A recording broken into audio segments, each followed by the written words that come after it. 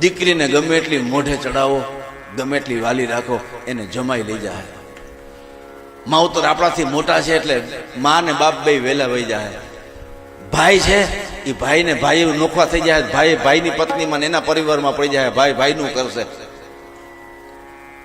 એક વ્યક્તિ એવી છે કે કાયમી સાથે રહેશે અને એ છે પત્ની. એ પત્નીને પૈણવા ગયા છે ને 500 માણસની જાન લે ત્યારે સંકલ્પ કર્યો છે, હું લક્ષ્મીની જેમ રાખીશ, એને કોઈ દી રડાવીશ નહીં, એને કોઈ દી દુઃખ નહીં આપું, એને પ્રેમ કરીશ, એના ઉપર વિશ્વાસ રાખીશ, વિશ્વાસઘાત નહીં કરું, એને સુખી રાખીશ.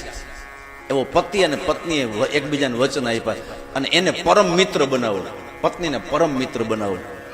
એ છેક સુધી ભેગી રહે. દીકરી વહી જાય જમાઈ ભેગી, દીકરો વહી જાય વહુ ભેગો.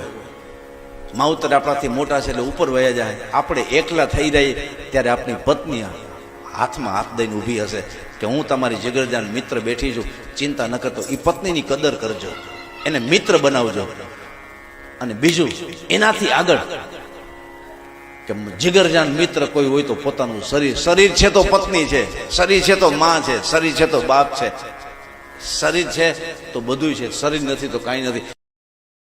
Download ShareChat.